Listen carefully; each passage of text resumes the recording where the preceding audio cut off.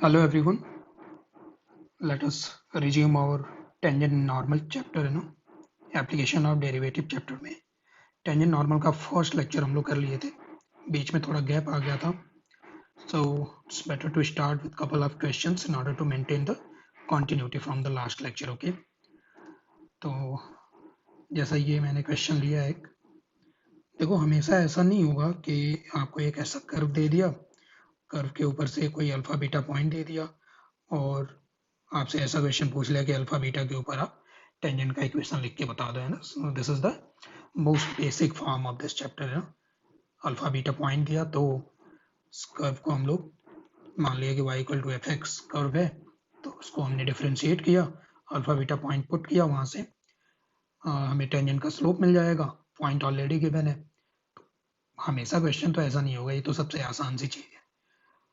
Question ऐसा भी हो सकता है कि ये जो पॉइंट है, ये पॉइंट कहीं किसी एक्सटीरियर एक पॉइंट हो जाए, है ना, और फिर ये बोला जाए कि अब इस पॉइंट से आप इस कर्व के ऊपर टेंजेंट लिखिए, इसका इक्वेशन लिखिए. तो अब चूंकि हमें ये वाला पॉइंट पता है नहीं, तो जब हम इस कर्व को डिफरेंशिएट करेंगे, dy बाई डी एक्स लिखेंगे, तो dy बाई डी एक्स में क्या वैल्यू पुट करेंगे यहाँ पे x और y का, वो तो पॉइंट ऑफ टेंजेंसी वाला वैल्यू पुट करते हैं हम लोग. तो ये पता तो है नहीं, तो ये हमें क्या करना पड़ता है, ये अज्यूम करना पड़ता है और वो पॉइंट का वैल्यू जो है हमें पहले लिखना पड़ता है. ओके, फिर अगर टेंजेंट का इक्वेशन पूछा है तो हम इक्वेशन में लिख देंगे, और अगर सिर्फ पॉइंट ही पूछा है तो पॉइंट तो हमने लिख ही रखा है. ठीक है, so this is one such question. चलिए इसको सॉल्व करने की कोशिश करते हैं. तो क्वेश्चन ये है कि y square minus 2x cube minus 4y plus 8 equal to 0 एक कर्व है. 1,2 पॉइंट से टेंजेंट डालना है और फिर ये बताना है कि वो टेंजेंट कर्व के ऊपर कौन से पॉइंट पे गिरेगा, है ना, कौन से पॉइंट ऑफ टेंजेंसी बेसिकली क्या होगा. मुझे नहीं पता ये कर्व कैसा है, और कई बार ऐसा, मोस्टली तो ऐसा ही क्वेश्चन आपको मिलेगा. इस तरीके का इक्वेशन जो लिखा रहेगा वो इम्प्लिसिट इक्वेशन होते हैं, मतलब उसमें एक्स और वाई को हम लोग सेपरेट नहीं कर पाएंगे इतनी आसानी से, है ना. यहाँ पे अगर करने की कोशिश करें तो वो कुछ काफ़ी अजीब सी टर्म या एक्सप्रेशन कुछ बन जाएगा, है ना, तो वो करने की ज़रूरत है भी नहीं अपने को. ठीक है, चलिए हम एक रफ डायग्राम बना लेते हैं. मान लेते हैं कि ये ऐसा ऐसा है नहीं, ये रफली कुछ भी मान लो, ऐसा कुछ कर्व है ये. ठीक है, 1,2 पॉइंट, ये हम देख सकते हैं कि ये ऑन द कर्व तो नहीं है. कैसे पता चलेगा, सेटिस्फाई करेंगे तो पता चल जाएगा. y का वैल्यू 2 रखेंगे तो ये 4 हो गया, -2 एंड -4 इंटू 2 प्लस 8, ये कैंसिल हुआ, 4 माइनस 2 इज 2, ये 0 के इक्वल तो नहीं है, तो इसका मतलब the point is not on the curve, this is some exterior point. और फिर वहां से हमने टेंजेंट कर्व के ऊपर डालना है. ठीक है, तो मान लेते हैं कि यहाँ ये पॉइंट है 1,2, इधर से हमने ऐसा कोई टेंजेंट डाला इसके ऊपर. ठीक है, पॉइंट ऑफ टेंजेंसी हमने कुछ मान लिया, चलो कुछ भी मान सकते हैं. मोस्टली तो हम लोग की कोशिश ये रहती है पैरामीट्रिक फॉर्म में अज्यूम करना, लेकिन वो तो तब कर पाएंगे जब कोई स्टैंडर्ड टाइप का कर्व होगा जिसके पैरामीट्रिक इक्वेशन की जानकारी होगी अपने को, है ना. अगर बिल्कुल ही अननोन सा इक्वेशन है तो फिर x1 y1 या अल्फा बीटा कुछ भी लेके स्टार्ट कर देना चाहिए. तो हमने ये पॉइंट ऑफ टेंजेंसी को अल्फा बीटा मान लिया. मुझे अल्फा और बीटा कैलकुलेट करना है, उसके लिए मुझे दो इक्वेशन तो चाहिए. एक इक्वेशन तो यही है कि alpha beta on the curve है, तो इसकी वजह से ये कर्व के इक्वेशन को तो सेटिस्फाई करने ही वाला है. ठीक है, एक इक्वेशन तो ये हो गया. दूसरा हम लोग इसको डिफ्रेंशिएट कर लेते हैं, तो ये बन जाएगा 2y into d y by d x. किसके रेस्पेक्ट में कर रहे हैं हम लोग, x के रेस्पेक्ट में, -6x² minus 4 d y by d x is equal to 0. हम ये कभी कोशिश नहीं करेंगे x और y को सेपरेट करने की, सीधा डिफ्रेंशिएट कर देंगे. So d y by d x is what, 6x² divided by 2y minus 4. ये है हमारा dy बाई डी एक्स का वैल्यू. थोड़ा सिंप्लीफाई अगर करें तो 3x² divided by y minus 2। कहाँ पे कैलकुलेट करना है? पॉइंट ऑफ टेंजेंसी हमने अल्फा बीटा एज्यूम करा था, ठीक है ना, ये पॉइंट हमने एज्यूम करा था अल्फा बीटा। तो 3 alpha square upon beta minus 2, ये आया मेरा slope of tangent. Slope of tangent को हम लोग y2 minus y1 upon x2 minus x1 करके भी लिख सकते हैं, है ना। यही तो दो पॉइंट है हमारे पास, beta minus 2 upon alpha minus 1, beta minus 2 upon alpha minus 1, ठीक है। इसको अगर हमने सिंप्लीफाई किया तो हमें मिलेगा 3 alpha cube minus 3 alpha square equal to beta minus 2 whole square, that will be beta square minus 4 beta plus 4, ठीक है। थोड़ा सा और अगर सिंप्लीफाई करें तो beta square minus 4 beta plus 4 minus 3 alpha cube minus 3 alpha square is equal to 0। ये हो गया हमारा सेकेंड इक्वेशन। दो इक्वेशन है हमारे पास, 1 2, अल्फा और बीटा में। इन दोनों को हमें क्या करना पड़ेगा? सॉल्व करना पड़ेगा, ठीक है। तो इन दोनों को सॉल्व कर लेना चाहिए। देखो ये वाली टर्म और ये वाली टर्म इक्वल, तो यहाँ से इक्वेशन 1 से इसकी जगह पे I can write -8 minus 3 alpha cube minus 3 alpha square equal to 0 मिल गया है ना।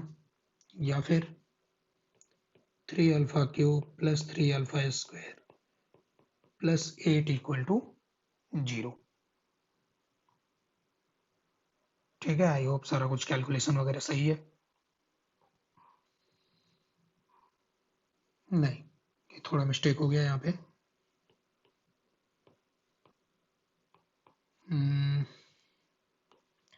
बीटा स्क्वायर माइनस 4 बीटा, इतने का वैल्यू जो है ये 2 अल्फा क्यूब माइनस 8 है। 2 alpha cube minus 8 plus 4 minus 3 alpha cube minus 3 alpha square equal to 0, ठीक। यानी कि 2 माइनस 3 तो minus alpha cube minus 3 alpha square and minus 4 equal to 0।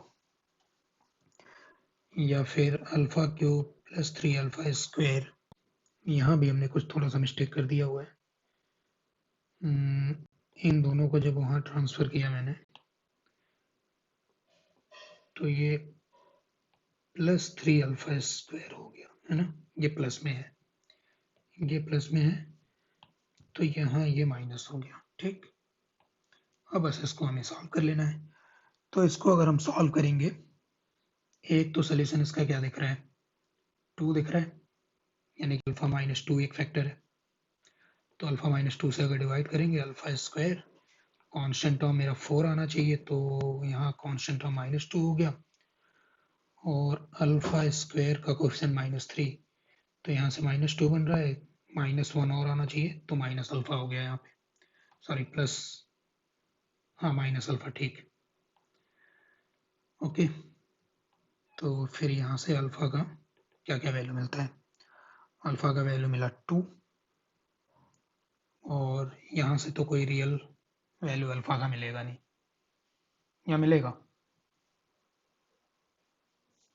हाँ मिल जाएगा, यहाँ से भी, यहाँ से अल्फा का वैल्यू आ जाएगा अपने पास, इसका भी फैक्टर हो जाएगा ना, अल्फा -2 इंटू अल्फा +1 ऐसा करके, तो अल्फा इक्वल टू -1 एक आंसर आ गया, अल्फा इक्वल टू 2 जो है वो दूसरा आ गया सोल्यूशन। तो बस इन दोनों को पुट करके बीटा का वैल्यू हमें लिख लेना है। तो अल्फा इक्वल टू अगर हमने 2 कंसीडर किया तो इक्वेशन 1 से देख लेते हैं, beta square -4 beta equal to है 2 अल्फा क्यूब -8, है ना। Beta square -4 beta equal to 8 आ जाएगा, तो यहाँ से या -8 इक्वल टू 0 लिख लो, तो बीटा का वैल्यू मिलेगा 4 ± रूट ओवर 16 और 32 कितना हो जाएगा 48 डिवाइडेड बाई 2। ठीक है, दो वैल्यू ये मिल गया अल्फा इक्वल टू 2 के साथ बीटा का एक पॉजिटिव और एक नेगेटिव वाला। अल्फा इक्वल टू अगर -1 पुट करेंगे तो beta square -4 beta equal to क्या आ जाएगा -10 beta square -4 beta +10 equal to 0। इस वाले क्वाड्रेटिक इक्वेशन का डिस्क्रिमिनेंट जो है वो नेगेटिव हो जाएगा, तो यहाँ से कोई सोल्यूशन नहीं मिलेगा। पॉइंट ऑफ टेंजेंसी मिल गया हमें, दो पॉइंट ऑफ टेंजेंसी मिला बेसिकली, 2 कामा यहाँ से पॉजिटिव वाला और फिर 2 कामा बीटा यहाँ से नेगेटिव वाला। ठीक, तो ये एक्सटीरियर पॉइंट से टेंजेंट लिखने वाला क्वेश्चन हो गया। आगे बढ़ते हैं, देखते हैं ये नेक्स्ट क्वेश्चन है हमारे पास। Find the equation of tangent to the curve this, है ना, इस कर्व के ऊपर टेंजेंट लिखना है। टेंजेंट लिखने का मतलब टेंजेंट का इक्वेशन लिखना है। कौन से पॉइंट पे लिखना है, x इक्वल टू 0 पे। तो अब ये पीस वाइज डिफाइंड फंक्शन है ना, पहले तो हमें ये चेक करना पड़ेगा कि क्या x इक्वल टू 0 पे ये फंक्शन कॉन्टिन्यूस है। अगर x इक्वल टू 0 पे कॉन्टिन्यूटी नहीं हुआ तो फिर तो टेंजेंट हम लोग लिख नहीं पाएंगे। x इक्वल टू 0 पे अगर ब्रेक आ गया, फंक्शन में गैप आ गया, तो फिर तो टेंजेंट हम लिख नहीं पाएंगे। तो पहले तो यही चेक कर लिया जाए। अच्छा, वो तो देख के पता चल जाएगा सिर्फ, है ना। फंक्शन का वैल्यू 0 पे 0 है और यहाँ से अगर हम 0 पे लिमिट लिखें फंक्शन का, तो limit x tending toward 0 x square into sine 1/x, क्योंकि ये साइन 1/x का वैल्यू हमेशा -1 और 1 के बीच में होगा, कोई एक फाइनाइट वैल्यू होगा, ये finite value into tending toward 0, तो आंसर जो है वो इस लिमिट का 0 ही आना है ना। तो फंक्शन कॉन्टिन्यूअस तो है ही है, फंक्शन कॉन्टिन्यूअस है तो टेंजेंट तो वहां पे होगा कुछ ना कुछ, है ना। अब देखेंगे उसका इक्वेशन लिखने के लिए स्लोप चाहिए हमें। ठीक है, पॉइंट तो ऑलरेडी पॉइंट ऑफ टेंजेंसी तो पता है, पॉइंट ऑफ टेंजेंसी x बराबर 0, तो वहां पे y का वैल्यू भी 0 है, वो ऑलरेडी दिया हुआ है यहाँ पे, है ना। बस हमें क्या चाहिए, स्लोप। स्लोप के लिए हमें क्या करना पड़ेगा, इसको डिफरेंशिएट। लेकिन अब डिफरेंशिएशन में एक दिक्कत है, कैसे करें डिफरेंशिएट। अभी बहुत लोग इसको ऐसे कर देंगे कि सिर्फ ये वाला उठाएंगे यहाँ से और इसको डिफरेंशिएट कर देंगे प्रोडक्ट रूल लगा के, तो फर्स्ट एज इट इज हो गया और साइन का डेरिवेटिव,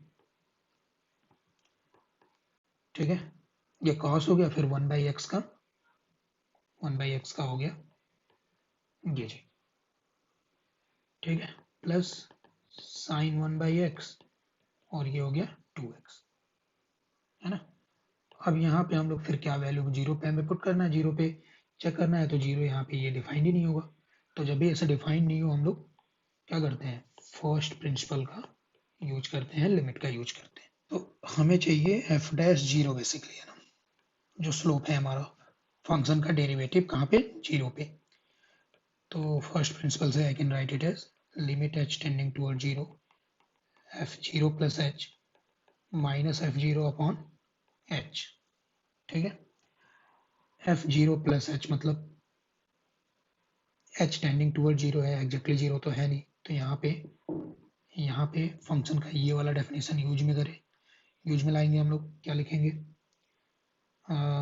0 प्लस h का मतलब सिंपल h, तो h square sine 1/h, f0 तो 0 ही है तो -0 ये लिखे ना लिखे एक ही बात है, अपॉन h और लिमिट h टेंडिंग टूवर्ड्स 0, ठीक है, ये कैंसिल हुआ, तो limit h tending toward 0 h into sine of 1/h।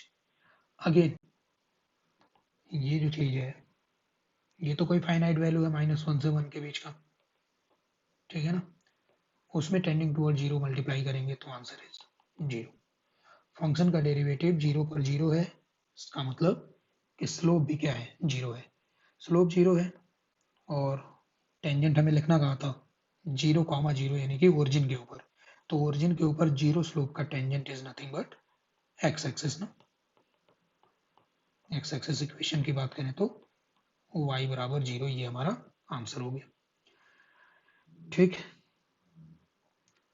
तो ये तो हमने अभी ये 2 क्वेश्चन किए, इनमें कोई नई बात हमने नहीं पढ़ी, बस हमने पिछला ये एक तरीके से रिवाइज कर लिया। अब आगे देखते हैं सब टेंजेंट क्या होता है, सब नॉर्मल क्या होता है, और किस तरीके से किसी कर्व का सब टेंजेंट सब नॉर्मल का लेंथ फाइंड आउट करना है।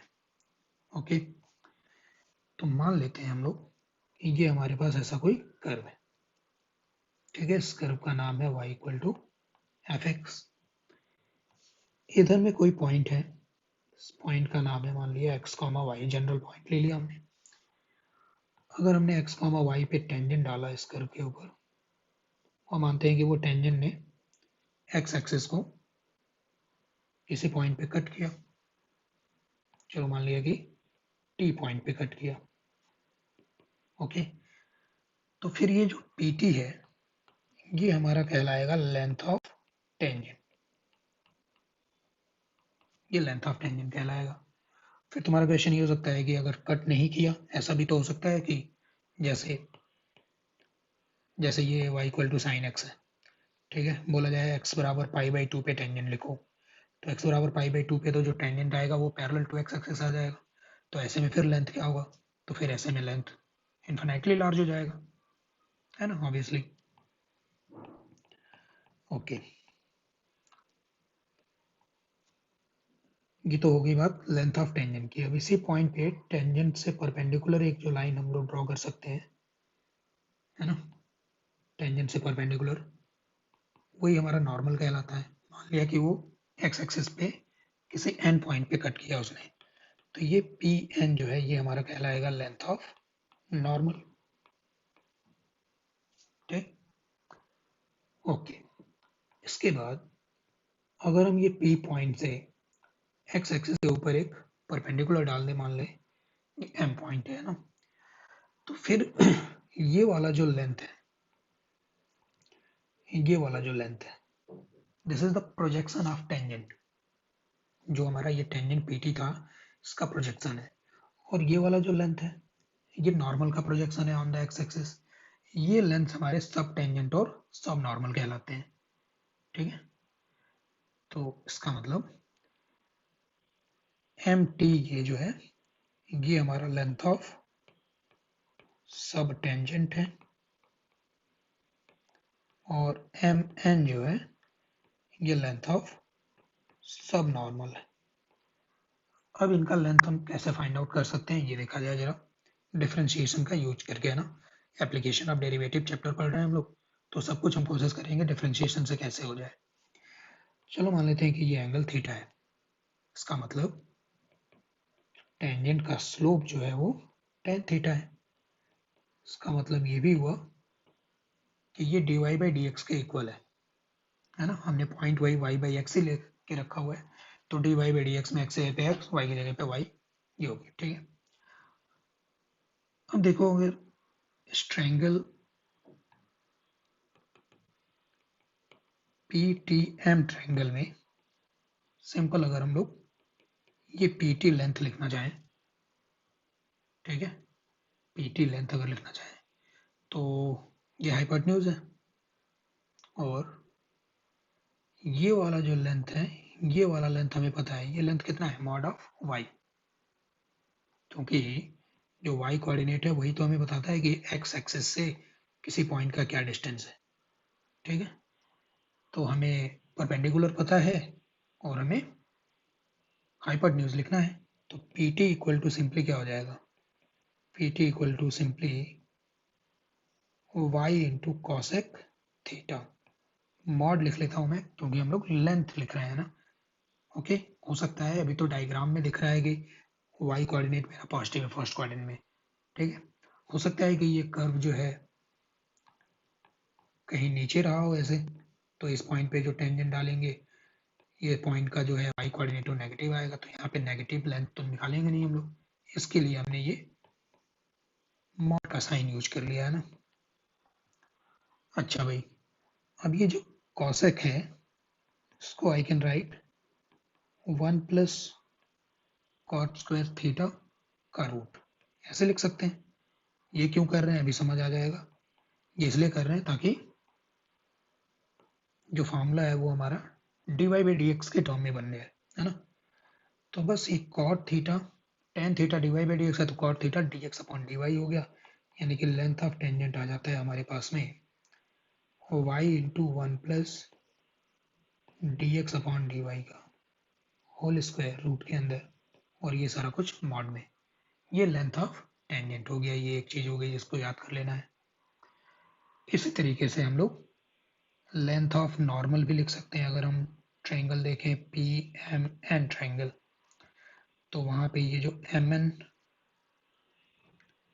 छोड़ो पहले, पी एन लेंथ जो है लेंथ ऑफ टेंजेंट, ओके। क्योंकि अब ये वाला एंगल कितना होगा 90 माइनस थीटा होगा, तो ये होगा y into cosec 90 minus theta यानी कि सेक थीटा। यहाँ से पी एन जो है सेक थीटा को 1 प्लस टेन स्क्वायर थीटा का रूट लिख लो, और टेन थीटा की जगह पे ये चीज d y by d x, तो y into one plus d y by d x का होल स्क्वायर, ये आ जाएगा हमारे पास में लेंथ ऑफ नॉर्मल। सिमिलरली बहुत ही सिंपल सी ट्रिग्नोमेट्री है ये। सिमिलरली यहाँ से एम टी जो हमारा लेंथ ऑफ सब नॉर्मल था, सॉरी सब टेंजेंट था, एम टी ये सब टेंजेंट है, और ये वाला सब नॉर्मल है एम एन, ठीक है। तो एम टी लिख लेते हैं पहले, एम टी ये वाला लेंथ हमें लिखना है, ठीक है। तो सिंपल टेन यूज करेंगे ना, tan theta equal to mod y upon T M, तो टी एम वहां से mod y into cot theta हो जाएगा ये चीज, and cot theta is nothing but d x upon d y, ये सब नॉर्मल हो गया। फाइनली सब नॉर्मल नहीं, सॉरी ये तो सब टेंजेंट था।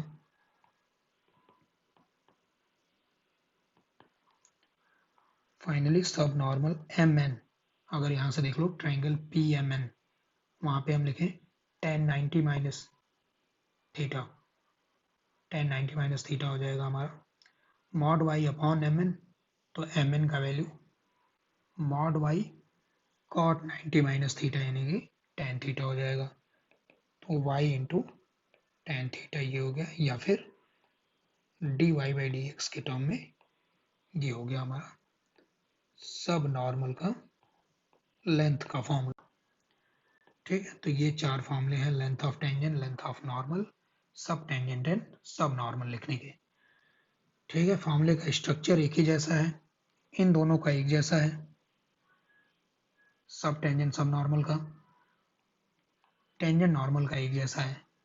दूसरा डिफरेंस इसमें क्या है, नॉर्मल वाले में हमेशा d y by d x है, टेंजेंट वाले में इसका रेसिप्रोकल मतलब d x upon d y है, ऐसे करके याद हो जाएगा तुम्हें अच्छी तरीके से, ठीक। तो अब कैसा क्वेश्चन पूछा जा सकता है, ऐसे डायरेक्ट क्वेश्चन होते हैं इसके ऊपर। तो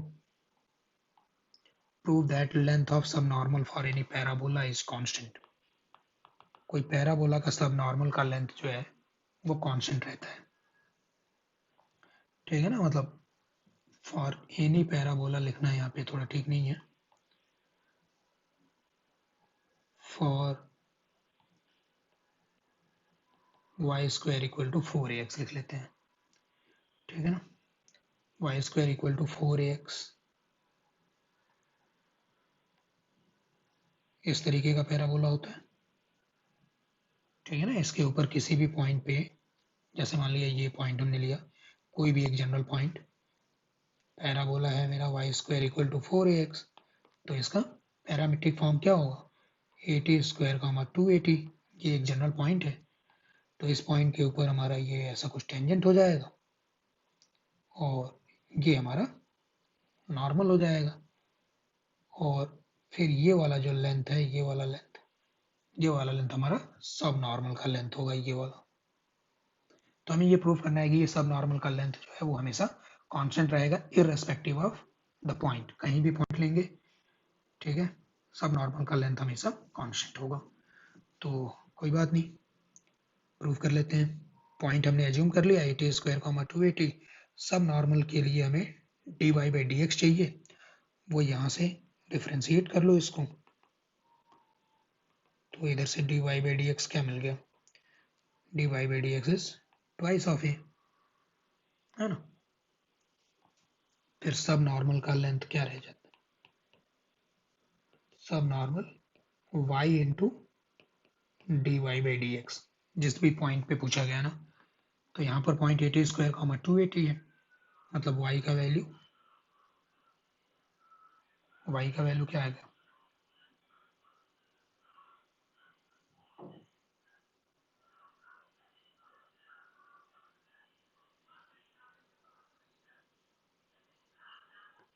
थोड़ा सा मिस्टेक यहाँ पे हमने कर दिया है डिफ्रेंशिएशन करते वक्त।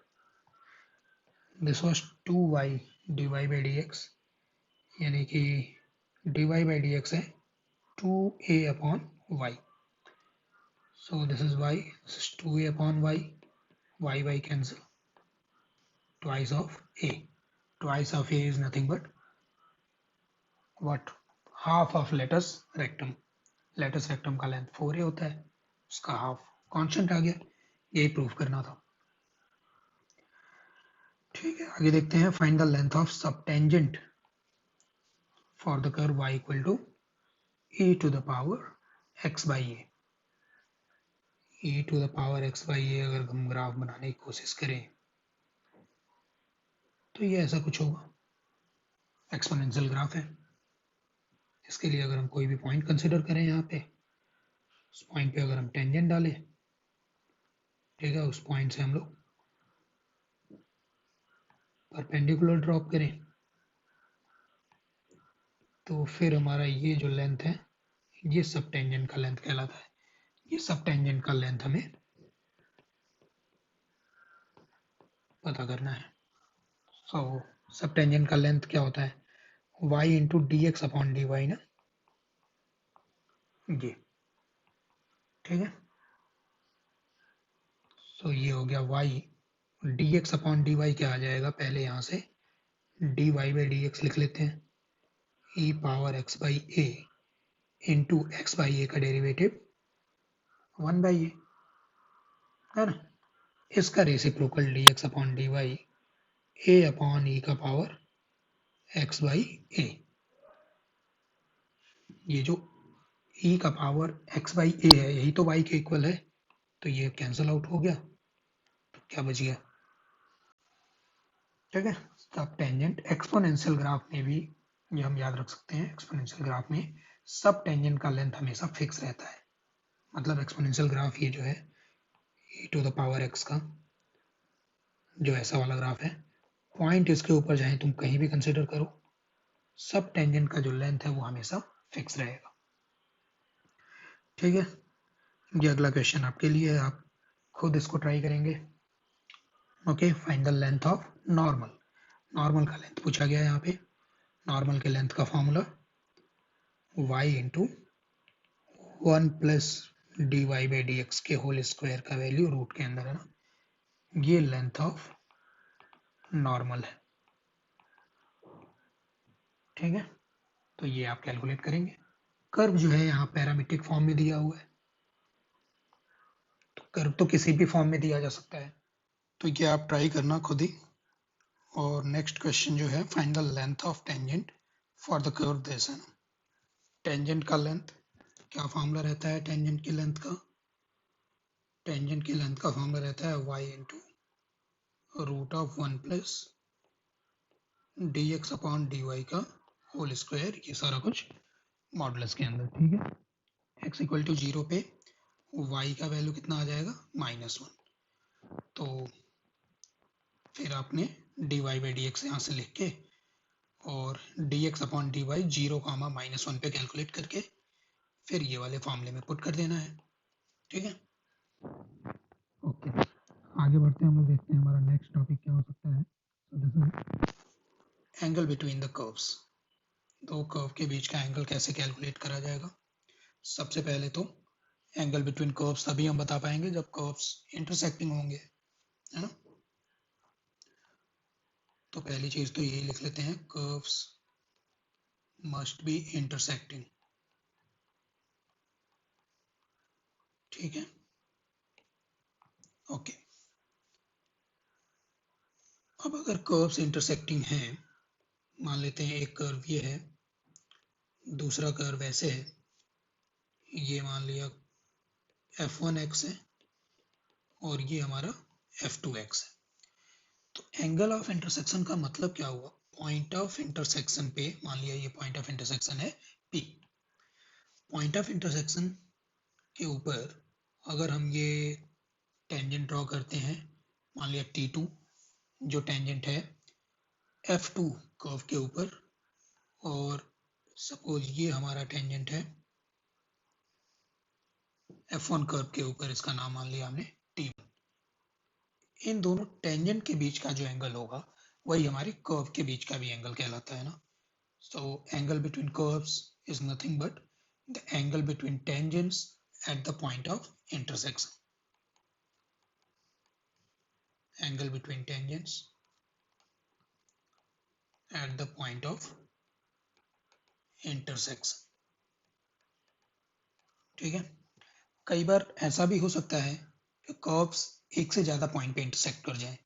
तो अगर एक से ज़्यादा पॉइंट पे इंटरसेक्ट कर रहे हैं, मान लेते हैं कि कोई P पॉइंट पे भी किया, Q पॉइंट पे भी किया, ठीक है, तो P पॉइंट पे अलग एंगल हो सकता है, Q पॉइंट पे अलग एंगल भी हो सकता है। ऐसा कोई जरूरी नहीं है कि दोनों पॉइंट पे जो है एंगल ऑफ इंटरसेक्शन सेम हो, this is not necessary, okay.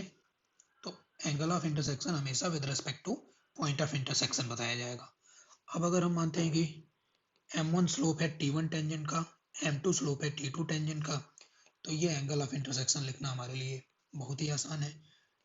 We can write this tangent of theta as m2 minus m1 upon 1 plus m1 m2, ठीक है। अगर हमने मॉड लिया तो हमेशा यहाँ से थीटा का जो वैल्यू है वो एक्यूट एंगल करके आ जाएगा, और अगर m1 m2 का वैल्यू आ जाता है -1, ठीक है, उस केस में हम लोग बोलेंगे कि curves are orthogonal, curves are orthogonal, ठीक है। अगर पॉइंट ऑफ इंटरसेक्शन पे टेंजेंट के बीच का एंगल 90 डिग्री हो गया तो कर्व जो है वो ऑर्थोगोनल कहलाएंगे। परपेंडिकुलर कर्व्स नहीं बोला जाता है, ऑर्थोगोनल कर्व बोला जाता है, ओके। तो क्या समझा हमने, पॉइंट ऑफ इंटरसेक्शन पहले तो अगर क्वेश्चन आएगा तो पॉइंट ऑफ इंटर, चूंकि हमें ये दोनों स्लोप्स लिखने पड़ेंगे ना, ये दोनों स्लोप्स लिखने पड़ेंगे। स्लोप के लिए हम डिफरेंशिएशन का यूज करेंगे, और डिफरेंशिएशन उस पॉइंट पे कैलकुलेट करना पड़ेगा जिस पॉइंट पे कर्व्स इंटरसेक्टिंग है, तो हमें वो पॉइंट ऑफ इंटरसेक्शन कैलकुलेट करना पड़ेगा मोस्टली, ठीक है। क्वेश्चन देखते हैं, सिंपल सा क्वेश्चन है, find the angle at which this and this curves are intersecting, okay. उससे पहले ये वाला क्वेश्चन देखो, angle between the curve y square equal to 4x and y equal to e to the power minus x upon 2। एक बार जरा रफली हम draw करें कर्व्स को, तो y square equal to 4x ये हो गया, और एक्सपोनेंशियल कर्व जो है e to the power minus x by 2, ये कुछ ऐसा हो जाएगा। तो एक तो रफली ड्रॉ करके ये पता चला कि there is single point of intersection, और ये पॉइंट ऑफ इंटरसेक्शन P हम लोग लिख सकते हैं। कैसे लिख सकते हैं, दोनों को सॉल्व करना पड़ेगा ऑब्वियसली, ठीक है। तो अब देखो, कई बार जानबूझ के ऐसा कर्व दिया जाएगा, कई बार जानबूझ के ऐसा कर्व दे दिया जाएगा कि उनका पॉइंट ऑफ इंटरसेक्शन लिखना हमारे लिए थोड़ा इतना इजी नहीं रह जाएगा, है ना। जैसे अगर हम यहाँ पे पॉइंट ऑफ इंटरसेक्शन कैलकुलेट करने की कोशिश करें, देखेंगे वो बाद में कि क्या जरूरत पड़ती है या नहीं। पॉइंट ऑफ इंटरसेक्शन लिखने की अगर कोशिश करें तो दोनों y को कंपेयर अगर कर दें हम लोग, so 2 root x will be equal to e to the power minus x by 2। ठीक है, अब ये एक अजीब सा इक्वेशन है, ये कोई पॉलिनोमियल इक्वेशन है नहीं, कोई एक्सपोनेंशियल इक्वेशन है नहीं, लॉगरिथमिक है नहीं, है ना, मिक्सचर है, इसमें एक्सपोनेंशियल भी है, अलजेब्रिक फंक्शन भी है यहाँ पे, है ना। तो यहाँ पे ये पॉइंट ऑफ इंटरसेक्शन लिखना is not easy for us, है ना। तो हमेशा ऐसा क्वेश्चन में ऐसा दे के फंसाया जाएगा, हमें कोशिश की जाएगी कि हम पॉइंट ऑफ इंटरसेक्शन निकालने में उलझ जाए। ठीक है, जबकि ऐसा हो सकता है कि पॉइंट ऑफ इंटरसेक्शन लिखने की जरूरत हमें ना पड़े, ऐसा हो सकता है। चलिए देखते हैं, पहले हम लोग कर्व लेते हैं y square equal to 4x। Point of intersection में कुछ मान लेता हूँ अल्फा कॉमा बीटा। ठीक, तो यहाँ से 2y dy by d x equal to आ जाएगा 4 dy by d x at alpha beta point आ जाएगा 2 अपॉन वाई, यानी कि 2 अपॉन बीटा करके। ठीक, अगर हम y equal to e power minus x by 2 ले, तो यहाँ से dy by d x minus 1 by 2 into e to the power minus x by 2, या फिर dy by d x at the point of intersection alpha comma beta, ये हो जाएगा minus 1 by 2, और ये जो पूरी चीज लिखी है ना, ये y लिखा हुआ है, सो y is beta, so this is nothing but minus beta by 2। अब अगर हम ध्यान से देखें यहाँ पे 2 बाई बीटा और माइनस बीटा बाई 2, इन दोनों का प्रोडक्ट क्या है, इन दोनों का प्रोडक्ट है माइनस 1 के इक्वल। तो अगर हमारा ये पहला स्लोप था m1 और ये हमारा दूसरा स्लोप था m2, तो इस केस में m1 इंटू m2 का वैल्यू क्या आ गया, माइनस 1। तो देखें यहाँ पे पॉइंट ऑफ इंटरसेक्शन लिखने की जरूरत ही नहीं पड़ी। तो अक्सर हमारी कोशिश पहले तो यही रहेगी कि हम पॉइंट ऑफ इंटरसेक्शन लिख लें, ठीक है, लेकिन पॉइंट ऑफ इंटरसेक्शन लिखने के साथ साथ में हमें dy बाई डी एक्स भी लिख लेना चाहिए। मोस्ट ऑफ द केसेस में तो ऐसा ही हो जाता है कि dy बाई डी एक्स, है ना, ये ऑर्थोगोनल कर्व्स अगर होंगे तो उसमें पॉइंट ऑफ इंटरसेक्शन की जरूरत नहीं पड़ेगी, वो उन दोनों का प्रोडक्ट जो है वो माइनस 1 दिख जाएगा। यहाँ पे हम लोग बोल सकते हैं कि कर्व्स जो है वो ऑर्थोगोनल है। ठीक, कुछ इसी प्रकार का क्वेश्चन ये भी है, find the angle at which these two curves are intersecting, है ना। अगेन अजीब से इक्वेशन दिए हुए हैं ना, यहाँ पे हम लोग x का वैल्यू y के टर्म में अगर लिखें तो ये इतना ईजी नहीं होगा। यहाँ से भी इम्प्लिसिट फंक्शन दिए हुए हैं, तो एक बार हमें dy बाई डी एक्स करके देख लेने की जरूरत है। ठीक, तो आप देखना, सॉल्व करना, dy बाई डी एक्स दोनों का कैलकुलेट करना, पॉइंट ऑफ इंटरसेक्शन कुछ भी मान लेना है ना, अल्फा गामा बीटा, फिर वो चेक करना। इसका आंसर भी जो है m1 इंटू m2 बराबर क्या आ जाना चाहिए, माइनस 1, इसमें भी आ जाएगा। ये कर्व्स भी ऑर्थोगोनल हो जाएंगे। एंगल ऑफ इंटरसेक्शन की बात करें तो 90 डिग्री। ठीक है, ये बात हो गई एंगल ऑफ इंटरसेक्शन की। ये कुछ और भी क्वेश्चंस हैं एंगल ऑफ इंटरसेक्शन पे बेस्ड, इनको आप नोट कर लेंगे और इसको ट्राई करेंगे, इसको सॉल्व करेंगे। ओके, स्क्रीनशॉट ले लीजिए या नोट डाउन कर लीजिए वीडियो पॉज करके, वट एवर यू लाइक। हम लोग आगे बढ़ते हैं अभी और देखते हैं how to find shortest distance between any two curves. दो कर्व के बीच का शॉर्टेस्ट डिस्टेंस। तो शॉर्टेस्ट डिस्टेंस का मतलब मिनिमम डिस्टेंस, है ना।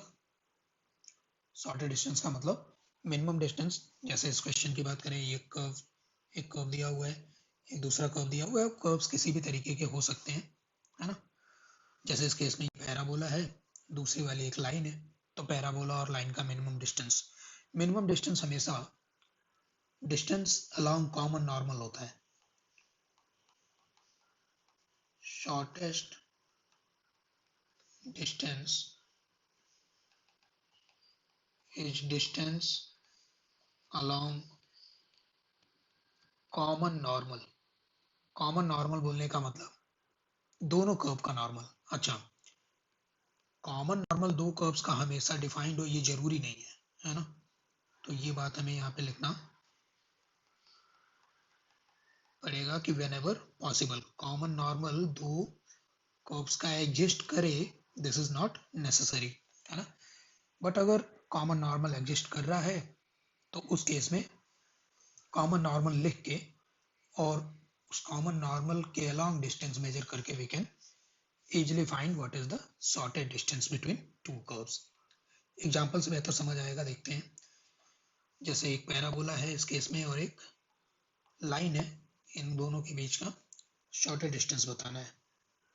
तो एक बार मैं ड्रॉ कर लेता हूँ इन दोनों को। ओके, ये पैराबोला है x square plus 3x plus 2, factor हो जाएगा x प्लस 2 और x प्लस 1, मतलब ये कुछ इस तरीके का पैराबोला है। फिर हमारे पास एक लाइन है, लाइन का equation y equal to x minus 2 है, ठीक। एंगल ये 45 degree, y equal to x minus 2, ये वाला पॉइंट हो गया मेरा 0, -2, ठीक है। अब इनका हमें मिनिमम डिस्टेंस बताना है, तो हमें पता है इस केस में तो कॉमन नॉर्मल एग्जिस्ट करेगा, है ना, क्लियरली पता चल रहा है। पता नहीं, हम तो रफ डायग्राम बना रहे हैं, मुझे नहीं पता कहाँ पे आएगा, बट ऐसा कुछ मैंने बना दिया, ठीक है ना। तो ये मैंने मान लिया कि चलो ये हमारा कॉमन नॉर्मल है। अब ये नॉर्मल यहाँ तो किसी एक पॉइंट पे होगा ना, मान लिया मेरा नॉर्मल ये अल्फा कॉमा बीटा पॉइंट पे है, ठीक है। तो अल्फा कॉमा बीटा पॉइंट पे जो मेरा नॉर्मल का स्लोप है वो स्लोप कितना, -1 होना चाहिए। क्यों? क्योंकि इस गिवन लाइन का स्लोप 1 है, तो इसके नॉर्मल यानी कि इसके परपेंडिकुलर लाइन का स्लोप कितना हो जाएगा, -1। तो यहाँ से हम लोग अल्फा बीटा में दो इक्वेशन बना सकते हैं। एक इक्वेशन तो अल्फा बीटा लाई कर रहा है कर्व के ऊपर, तो beta equal to alpha square plus 3 alpha plus 2।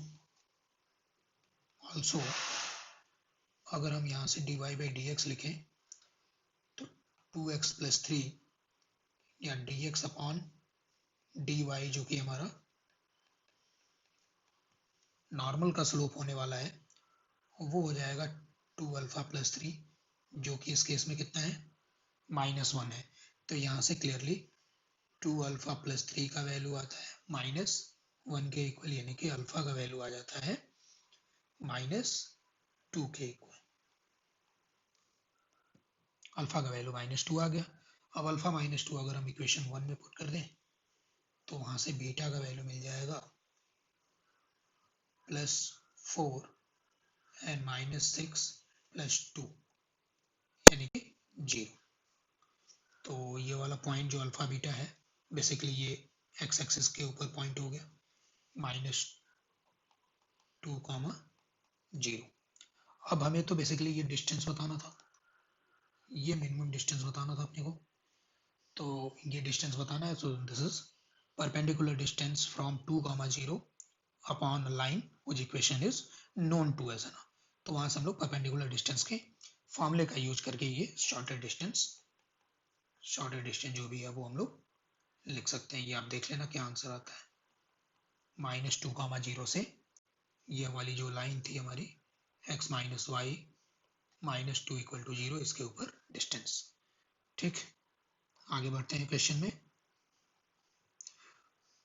अगला क्वेश्चन है find the point on the curve this which is nearest to the line, ठीक। इस वाले कर्व के ऊपर हमें वो पॉइंट्स बताने हैं जो इस गिवन लाइन से सबसे कम दूरी पर मौजूद है, ठीक है, सबसे मिनिमम दूरी पे डिस्टेंस पे मौजूद है। ओके, तो मैं एक्सप्लेन करता हूँ इसको, बाकी आप खुद सॉल्व कर लेना। ओके, अब ये वाला जो कर्व है ना, ये आपको अगर कोऑर्डिनेट ज्योमेट्री याद है, so this is a hyperbola. Okay, ये एक हाइपरबोला है इस तरीके का, ठीक। ये वाले पॉइंट की अगर बात करें तो यहाँ से आप देख लो, इसको सिंप्लीफाइड फॉर्म में लिख सकते हो x² upon 24 minus y² upon 18 is equal to 0, ठीक है। तो a का वैल्यू जो है वो √24 है, ये वाला पॉइंट √24, 0 और ये -y² √24, 0 हो जाएगा। हालांकि इन सब की जरूरत नहीं है। फिर हमारे पास एक लाइन है 3x + 2y + 1 = 0। इसका स्लोप है -3/2 के, और ये कौन से पॉइंट से पास हो रहा है ऑन द एक्स एक्सिस। अगर y 0 पुट करें तो x = -1/3 है ना, ऐसा करके कोई एक लाइन है। ठीक है, हमें वो पॉइंट बताने हैं। ये रफली एक स्केच हम लोग ड्रॉ कर रहे हैं जो कर्व्स के ऊपर तो मौजूद हो, लेकिन लाइन से मिनिमम डिस्टेंस पे हो, लाइन से जो है मिनिमम डिस्टेंस पे हो। तो हम लोग क्या कर सकते हैं, जैसा हमने इसके पहले वाला क्वेश्चन किया, बिल्कुल वही क्वेश्चन है यहाँ पर भी। इस पॉइंट को हमने एज्यूम करना पड़ेगा। ठीक है ना, हाइपरबोला है तो हाइपरबोला के ऊपर आप पी पॉइंट पैरामेट्रिक फॉर्म में एज्यूम कर लेना। फिर आप क्या करोगे, फिर आप उस पॉइंट पे नॉर्मल का स्लोप लिखोगे, और नॉर्मल का स्लोप आपको ऑलरेडी पता है, क्योंकि इस लाइन का स्लोप है -3/2। तो नॉर्मल का स्लोप हो जाएगा m ऑफ नॉर्मल, वो हो जाएगा 2/3। ठीक है ना, तो वहां से वो पॉइंट मिल जाएगा। मतलब हो सकता है कि 2 पॉइंट मिले आपको, है ना, क्योंकि डायग्राम से ऐसा दिख रहा है कि 2 पॉइंट ऐसे होंगे जिनसे एक नॉर्मल हम लोग ड्रॉ कर सकते हैं इस गिवन लाइन के ऊपर। ठीक है ना, अब उनमें से फिर मिनिमम आपको चेक करना पड़ेगा। एक बार को जब आपको पॉइंट मिल जाएगा तो उस पॉइंट से आप डिस्टेंस कैलकुलेट करके फिर ये तो बता ही सकते हो कि क्या मिनिमम डिस्टेंस। ओके, इसका आंसर नोट कर लो, -6,3 करके आंसर आएगा इसका, है ना। ये पॉइंट, 2 पॉइंट आएंगे, बट फिर जब आप मिनिमम डिस्टेंस उसका दोनों पॉइंट्स का देखोगे गिवन लाइन से, तो ये वाले पॉइंट से जो है वो मिनिमम डिस्टेंस आ जाएगा। ठीक है, बिल्कुल सिमिलर क्वेश्चन है पहले जैसा, तो इसको मैं पूरा सॉल्व नहीं कर रहा हूँ, मैंने आंसर बताया, आप इसको खुद ट्राई करेंगे। आगे बढ़ते हैं हम लोग। ठीक है, अब ये कुछ मिसलेनियस क्वेश्चंस हैं,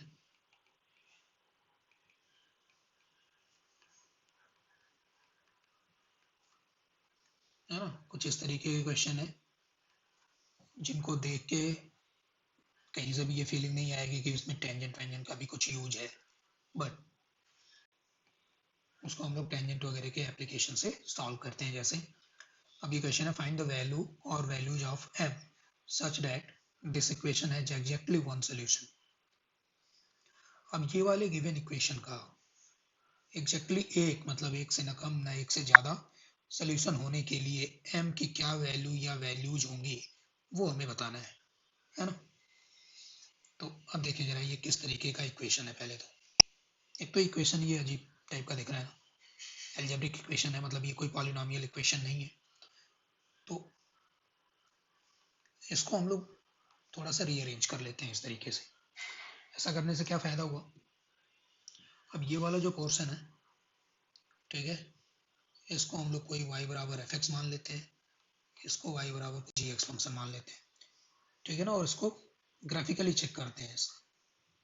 अब ये ऑब्वियसली ये y बराबर gx वाला जो फंक्शन है ये स्ट्रेट लाइन है, और ये वाला जो फंक्शन है y = fx, ये एक पैराबोला है, कंप्लीट पैराबोला नहीं है। इसका होल स्क्वायर क्या होगा देखो अगर ध्यान से, y का वैल्यू है ना 2 रूट के अंदर x - 2, तो वाई स्क्वायर का वैल्यू ये हो जाएगा। This is a parabola, but ये पैराबोला का सिर्फ आधा हिस्सा है। अगर मैं ये पैराबोला ये ड्रॉ करने की कोशिश करूँ यहाँ पे, ठीक है, इसका वर्टेक्स है 2,0 पॉइंट पे 1 2, तो ये पैराबोला कुछ इस तरीके से कंप्लीट पैराबोला बनेगा। लेकिन हमें पता है ये पूरा कंप्लीट पैराबोला तो है नहीं, तो इसका मतलब ये वाला हिस्सा तो है नहीं, सिर्फ पॉजिटिव वाला हिस्सा है इसमें, तो ये पैराबोला है। ठीक, इसके अलावा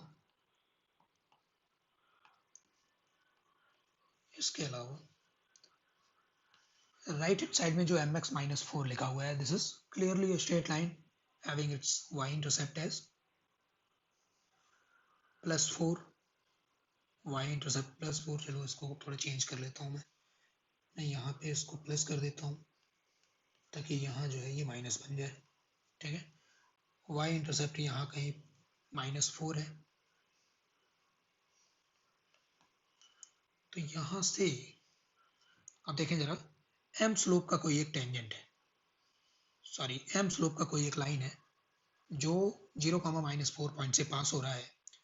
और अब इसको ग्राफिकली आपने समझना पड़ेगा कि अगर कोई इस तरीके का इक्वेशन हो f(x) बराबर g(x), तो इसके सोल्यूशन का मतलब कि y बराबर f(x) और y बराबर gx के पॉइंट ऑफ इंटरसेक्शन की बात हो रही है यहाँ पे, है ना।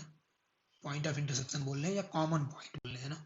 इस केस में चूंकि एग्जैक्टली वन सोल्यूशन बोला है, तो इसका मतलब क्लियर है ये कि ये जो भी लाइन हमारा यहाँ से -4 इंटरसेप्ट वाला होगा m स्लोप का, वो गिवन पैराबोला के ऊपर टेंजेंट होना चाहिए, सिर्फ और सिर्फ तभी इन दोनों के बीच का जो सोल्यूशन होगा वो एग्जैक्टली 1 होगा।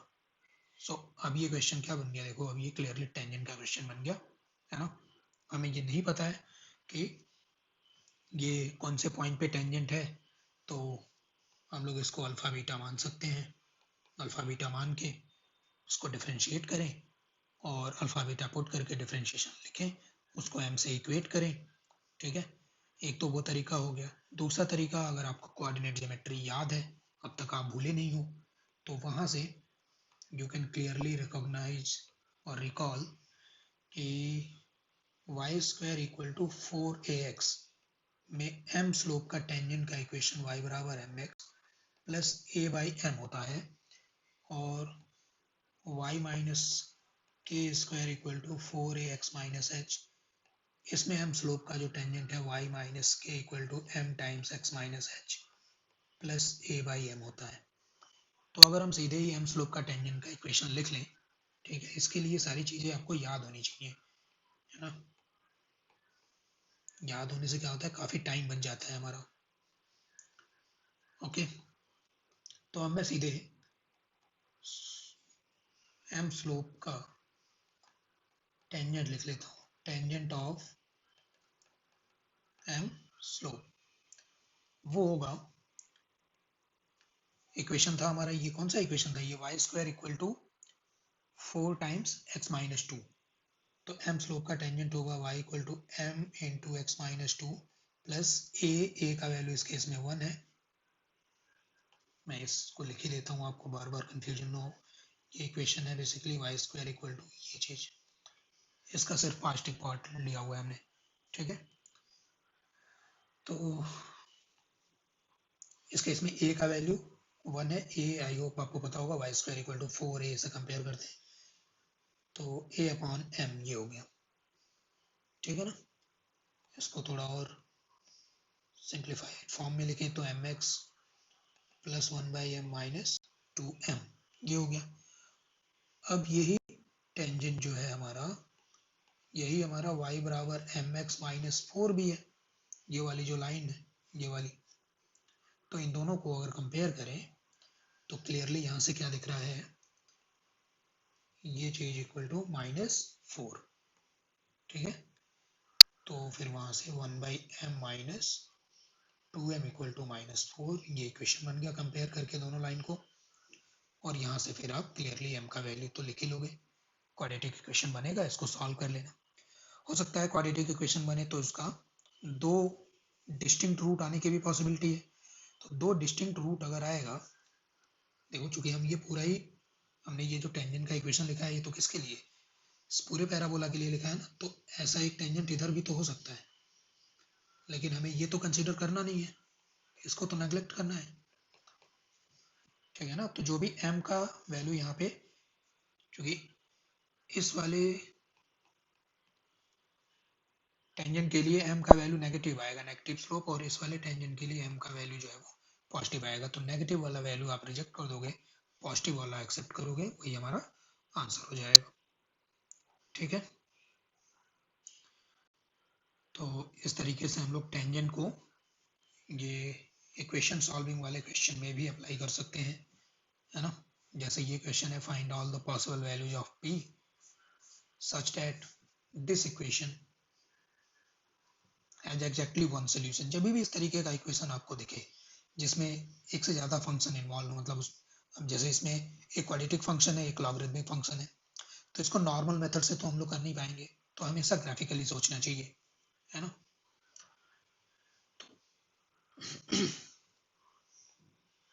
अगर हम ग्राफिकली सोचें यहाँ पे, ये तो हमारा log x हो गया, ln x, है ना। एग्जैक्टली वन सोल्यूशन होना चाहिए। अगर हम देखो यहाँ पे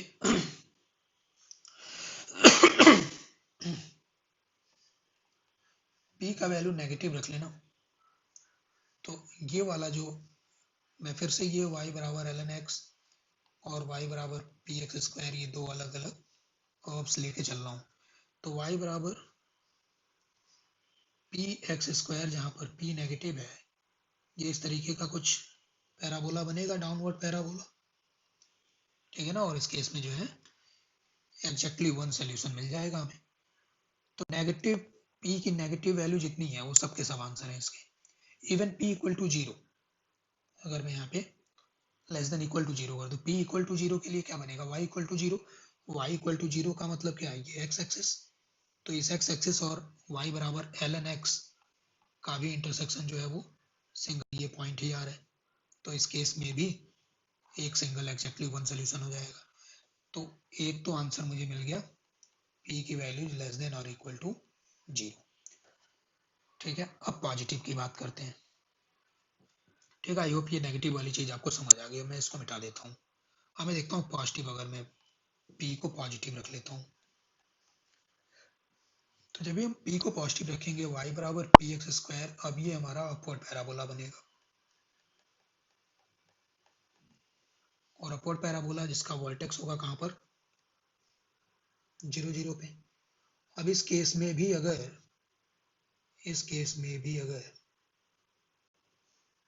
कुछ इस तरीके का सिचुएशन हो गया कि ये अपवर्ड पैराबोला ln x के ग्राफ को सिर्फ एक पॉइंट पे टच कर गया, तभी भी तो हमारा एग्जैक्टली वन सोल्यूशन का केस बन जाएगा।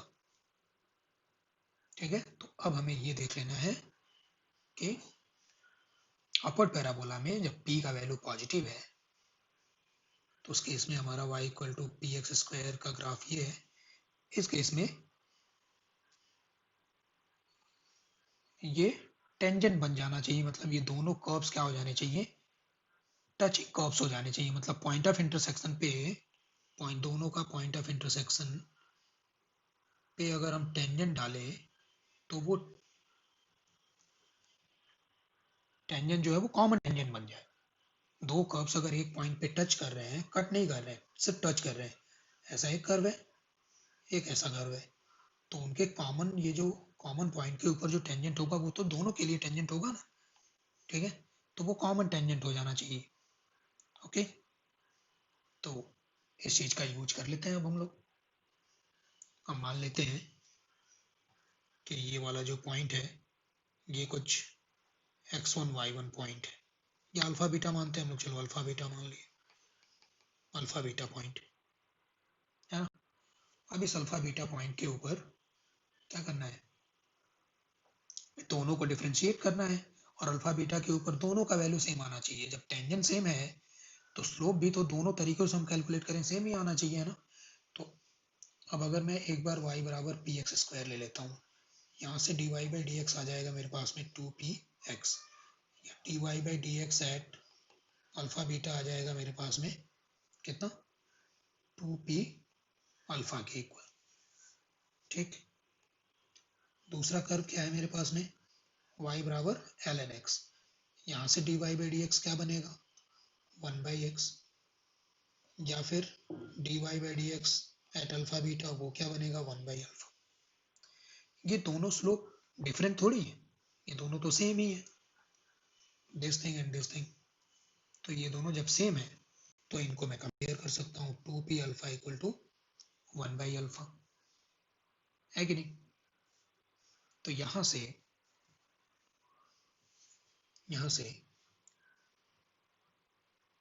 2 अल्फा स्क्वायर इक्वल टू क्या मिल गया, 1 बाई पी, या इसको ऐसे लिख लेता हूँ मैं, एक मिनट,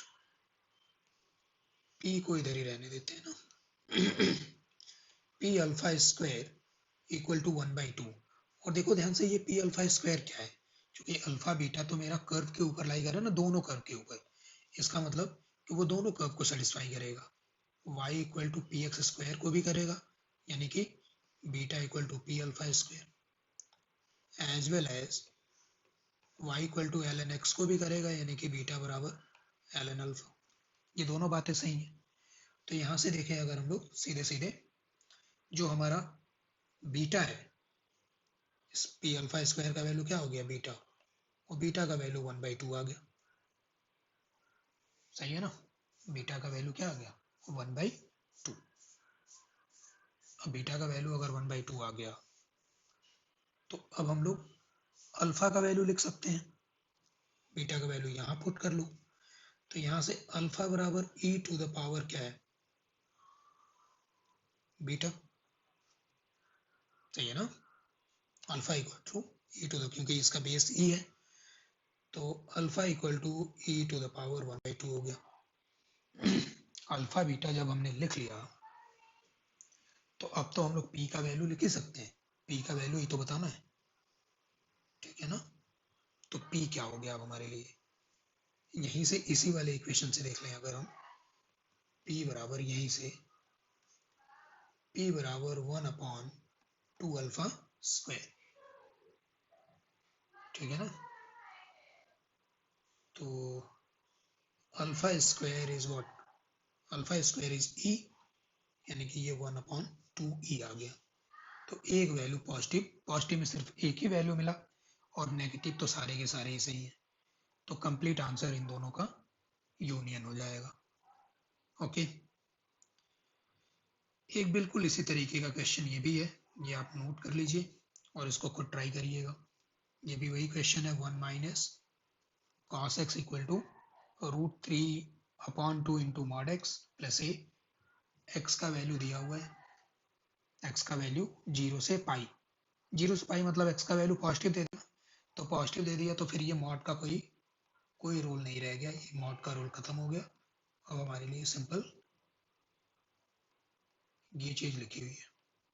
अब इसका भी बोला जा रहा है कि एग्जैक्टली 1 रूट है, इसका मतलब ये कि इसका ग्राफ हम ड्रॉ करें और इसका ग्राफ ड्रॉ करें, तो दोनों का ग्राफ जो है, दोनों कर्व सिर्फ एक पॉइंट पे टच करेंगे, ठीक है, एक पॉइंट पे टच करेंगे, ठीक। तो ये आप एक बार ट्राई करना, आंसर मैं बता देता हूँ, आप ट्राई करना एक बार। आंसर इस केस में आता है, ए के दो वैल्यू जाएंगे, एक आ जाएगा 1/2 माइनस π/√3, दूसरा आ जाएगा 3/2 माइनस π/√3। एक ये दो वैल्यूज मिल जाएंगे, ठीक है। कोशिश करना, आप ट्राई करना एक बार। Okay, next question. Next question क्या है, ये लोकस का क्वेश्चन है, to find the locus. Locus के भी क्वेश्चन बन सकते हैं, कोई दिक्कत नहीं है। Tangent at the point of, at any point on the curve this, है ना। ये कर्व दिया हुआ है, पैरामीट्रिक फॉर्म में बेसिकली कर्व लिखा हुआ है, तो कोई दिक्कत नहीं है, पैरामीट्रिक फॉर्म में लिखा है तो किसी भी पॉइंट पे हमें टेंजेंट लिखना है। फिर ये बोला गया कि उस टेंजेंट ने कोऑर्डिनेट एक्सिस यानी कि एक्स एक्सिस वाई एक्सिस दोनों को पी और क्यू पॉइंट पे कट करा, तो पी क्यू का जो मिड पॉइंट है, उधर पे हम लोगों को क्या करना है, वो मिड पॉइंट का लोकस बताना है, ठीक। ओके, तो सबसे पहली बात तो यही कि हमें टेंजेंट का इक्वेशन लिखना पड़ेगा, है ना। और इस केस में जब भी पैरामीट्रिक फॉर्म में आपको कर्व दिया जाए ना, तो उस केस में पॉइंट एज्यूम करना तो बहुत ही आसान है, वो तो ऑलरेडी पैरामीट्रिक में लिखा हुआ है। तो हमने पॉइंट यही मान लिया, let point be x comma y. तो एक्स क्या है मेरा, ये चीज, और वाई है, तो पॉइंट तो यही हो गया अब हमारा। अब हमें टेंजेंट लिखने के लिए बस dy बाई डी एक्स चाहिए, वो भी कौन से पॉइंट पे, इसी point a cos cube theta comma a sine cube theta पे, ठीक है। तो ये हम लिख सकते हैं dy by d x, parametric form में dy बाई डी थीटा और dx अपॉन डी थीटा, ये करके लिख लेते हैं। क्या मिल जाएगा, dy by d थीटा, ये है ना हमारा y, so it will be 3a sin square theta into cos theta divided by dx upon d theta will be 3a cos square theta, और cos का जो है वो माइनस साइन हो गया है ना, 3a कैंसिल, एक cos का फैक्टर कैंसिल, एक साइन का, तो माइनस साइन अपॉन कॉस यानी कि minus ten theta, so this is minus ten theta. Slope मिल गया। अब हमारा टेंजेंट क्या होगा, y minus y1 equal to slope into x minus x1, ये हो गया। अब इसको थोड़ा सिंप्लीफाई वगैरह करना पड़ेगा। इसको अगर हम सिंप्लीफाई करेंगे, मैं लिख देता हूँ, आप खुद करना simplify. x upon a cos theta plus y upon a sin theta equal to 1। Simplify करके जब उसको हम लोग, ये होता है ना इंटरसेप्ट फॉर्म ऑफ लाइन, उसमें जब कन्वर्ट करेंगे तो ये लाइन का इक्वेशन, टेंजेंट का इक्वेशन ऐसा कुछ बन जाएगा, है ना। तो यहाँ से तो क्लियरली दिख रहा है ना क्या पॉइंट ऑफ इंटरसेक्शन है एक्स एक्सिस और वाई एक्सिस के साथ में। कुछ इस तरीके की वेरिएबल लाइन है ये। एक्स एक्सिस का इंटरसेक्शन ए कॉस थीटा कामा 0 है, वाई एक्सिस के साथ intersection 0 comma a sine theta है। इनके मिड पॉइंट का लोकस लिखना है तो हमने उसको एच के मान लिया। तो एच बराबर क्या है, ए कॉस थीटा अपॉन 2, और के बराबर मिड पॉइंट फॉर्मूला लिख रहे हैं हम लोग, ए साइन थीटा अपॉन 2। यहाँ से लोकस बताना है एच के का, यानी कि एच के में रिलेशन चाहिए, तो साइन थीटा कॉस थीटा को एलिमिनेट कर देना चाहिए। तो वो एलिमिनेट करने के लिए ये 2 को इधर क्रॉस मल्टीप्लाई करके स्क्वायरिंग एडिंग अगर कर ले हम लोग, तो 2h का होल स्क्वायर प्लस 2k का whole square equal to a square common sine square theta plus cos square theta equal to 1, यानी कि फाइनल आंसर हमारा 4x square plus 4y square is equal to a square, ये आ जाएगा। Locus अगर पूछा रहता तो ये आंसर हो जाता। इस क्वेश्चन में प्रूफ करना था कि वो लोकस सर्कल है, तो क्लियरली ये दिख ही रहा है, circle having its centre at 0,0 at origin and radius a/2। ठीक, तो अभी आज के लेक्चर में बस इतना ही। थोड़ी बहुत कुछ और एक आध टाइप की प्रॉब्लम और इसमें बच गई है टेंजेंट नॉर्मल की, वो हम लोग नेक्स्ट क्लास में देख लेंगे। फिर नेक्स्ट क्लास में हम लोग इसका एप्लीकेशन ऑफ डेरिवेटिव्स का जो नया टॉपिक है, rate of change, rate measurement, वो भी उसी टॉपिक में कंप्लीट कर लेंगे। ठीक है, 2 छोटे छोटे टॉपिक्स हैं, रेट मेजरमेंट और अप्रॉक्सीमेशन। उसको ख़त्म करने के बाद फिर हम लोग जो 2 इसके मेजर टाइप टॉपिक्स हैं, इंक्रीजिंग डिक्रीजिंग और मैक्सिमम मिनिमम, वो कर लेंगे। ठीक है, okay, thank you, bye bye.